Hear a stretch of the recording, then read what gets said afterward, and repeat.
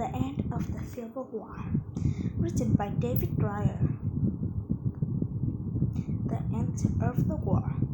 The end had come.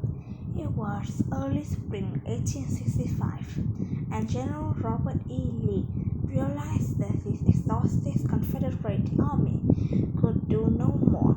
Although Lee said that he would rather die 1,000 deaths than surrender, he now saw no choice. The South coast has been crushed. On April 9th, Lee put on fresh uniform. He rode warily on his horse to meet U.S. General Ulysses S. Grant at his private home in the town of Portsmouth Courthouse, Virginia. He arrived at the house and sat down to wait. Half an hour later, Grant made his appearance, clad in an old uniform, spattered with the mud.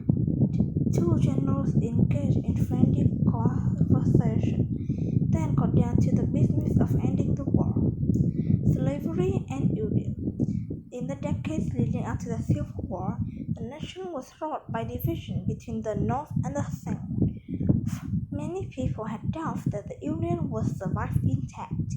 One important division was slavery. The North was a region of expanding industry and small farms with large-scale agriculture. Slavery had existed in the North. All northern states had outlawed the practice by 1804. The South was much a different world, an agricultural society built on cotton. Southern plantation owners had chosen to use the labor of enslaved people to plant and harvest cotton. By the mid-1800s, nearly 4 black people were enslaved in the southern states. They were forced to do many jobs, but most lived in plantations. They typically lived in awful housing, and they were treated brutally by the enslavers. At the same time, Northern abolitionists were trying to end slavery in the South, which brought a second issue into focus: state rights. A Fugitive Slave Act of 1850 was a federal law that made the fugitive from one state a fugitive in every state. It also required people in free states to return anyone who escaped slavery to the enslaver. Yet, some Northerners held people who escaped slavery. Northern injury in turn sometimes refused to convict those who violated the act. Still, the Civil War might never have happened if the United States had remained a small collection of states in the eastern part of the continent. During the 1800s, however, the nation was expanding to huge areas of land forcibly taken from native problems. Those areas were becoming states. The Congress had decided whether the new state would allow slavery.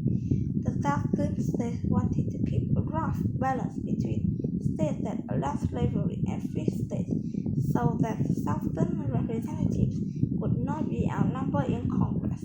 That balance was maintained for several decades, but tensions between North and South were growing. Those tensions reached the breaking point with the U.S. presidential election of November 1860. To the South's dismay, Abraham Lincoln, candidate of the anti-slavery Republican Party, was elected President of the United States. The southern states feared that a Republican-led government would destroy their economy and put an end to their practice of slavery. After the election, 7 southern states, South Carolina, Mississippi, Florida, Alabama, Georgia, Louisiana, and Texas, seceded from the Union. In February 1861, they officially formed the Confederate States of America, which they hoped would be a permanent nation separate from the United States. The war began just 2 months later in Charleston, South Carolina, on April 12, 1861, after a Union commander refused to surrender. The Union fought there. Confederate Confederate troops opened fire, forced the two sides. Four other southern states, Virginia, Kansas, and North Carolina states, and Tennessee also seceded and joined the Confederacy. Most Southerners exhausted coming at the war. No one in the South or the North had any idea how terrible the war would be. Waging total war. In the first 2 years of the war, little went well for the Union. President Lincoln's generals failed him one another. Still, a Union victory in the 1862 made it possible for Lincoln to issue the Emancipation Proclamation, which granted freedom to enslaved people in the Confederacy when the war began. Lincoln's main goal was been how to save Union. Now he begins with to think about how to end slavery once and for all. The war ground and casualties mounted in December 1862. The North suffered a terrible defeat at the Battle of the Fredericksburg in Virginia. Union losses were staggering. One Union survivor recalled that men felt like autumn. Men felt like leaves in autumn. It seemed miraculous that any escaped at all. By the battle end, more than 12,500 Union men were killed, wounded, or missing. The cries of the wounded, one man said, were weird, unearthly, terrible to hear and bear. As the war dragged on, Northern feeling against the fighting grew. In 1864, General McClellan was the Democratic candidate for president. The Democrats called an end for the battle and negotiated the end to the war. The 1864 election would be determined to the whole direction of the war, and Lincoln believed that he would lose. Instead, Lincoln won. Re-election gave him the strength to continue the war in order to reunite the country and end slavery. In January 1865, Congress passed the 13th Amendment, which ended slavery in the United States except as a punishment for crime. In addition, Lincoln finally had the general he needed, Ulysses S. Grant and William Townsend Sherman. Those two commanders were professional and effective. They sought to destroy the Confederacy and the war as quickly as possible. Sherman's campaign took him through the deep South in the late 1864. After burning much of Atlanta, his men marched across the state of Georgia. They tore up rail lines and destroyed bridges and set fire to many homes.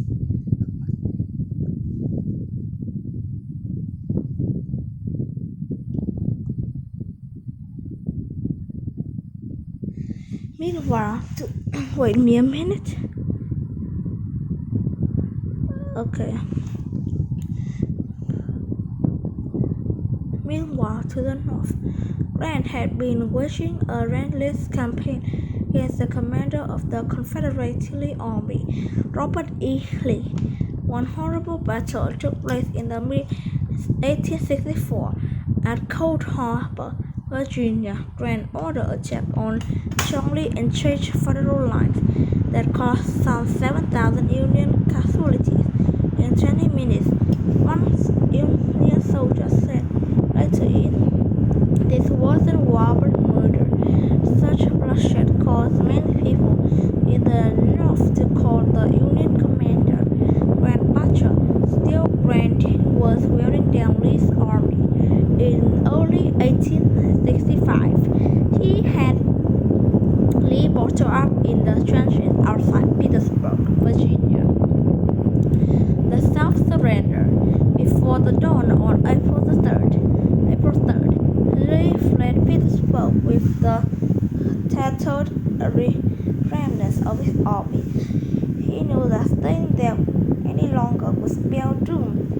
Lee hoped to link up with another Confederate army marching north from Tennessee, and his diary.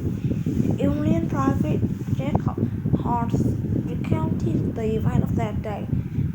When the Confederacy was verging on collapse, Hoth said he woke up on the early of April 3 to a shock of the earth, which he soon learned that caused by Lee's men blowing up their stock of gunpowder before fleeing Petersburg. A bit later, he wrote, Union troops took over the town. The air was filled with thousands of voices all cheering, and the band playing Yankee Doodle. Lee treated the army with the docilely but Union forces. Grant was determined that Lee would not escape. On April the 6th, Grant's army killed or wounded about 8,000 Confederate soldiers. That Lee saw that surrender was the only reasonable option. After 4 bloody years, the Civil War was coming to an end. Grant and Lee met on April 9 at a private home in the town of Appomattox Courthouse, Virginia. At that historic meeting, Grant offered generous terms for the self-surrender. He allowed all Confederate soldiers to return to their homes and agreed that Lee's troops must keep their horses and move, because Lee's men were nearly starving. Grant ordered 25,000 food rations for them. All the Confederate forces in the South had not yet given up the fight, but they all surrounded. On April 2nd, Confederate President Jefferson Davis fled Richmond. The Confederate capital on May 10th was captured and was spent 2 years in prison. The Civil War was over. The assassination of President Lincoln. The United States remained united, yet North rejoiced over its victory. In the war soon returned back to its mourning. On April 14, 1865, a man whose name would kill throughout the nation, John Byford, gained entrance Washington, D.C., and the President and his wife sat watching a play. Booth fired a single shot into Lincoln's head and then jumped down to the stage. The unconscious Lincoln was taken across the street to a private house. He died early in the morning. Booth was an actor and Southern sympathizer. He was also a author of a book that sought revenge for the defeat of the Confederacy. They planned to kill not only Lincoln but also the Vice President, Andrew Johnson, and Secretary of State William Seward. As soon as only Lincoln was assassinated, through Seward received serious knife wounds. Union troops attacked Booth and another man, David Harrod, of farm in Virginia. Booth was shot to death, and Harrod was taken prisoner. Harrod and other sympathizers were later tried for their crime. 4 of them, including Harrod, were found guilty and hanged. Lincoln's body was sent to a funeral train back to his home state of Illinois. He was buried in Springfield, the city where he had practiced law before entering politics. Although Lincoln was gone, he lived all along to achieve his main goal, the preservation of Union and an end to slavery. Good job!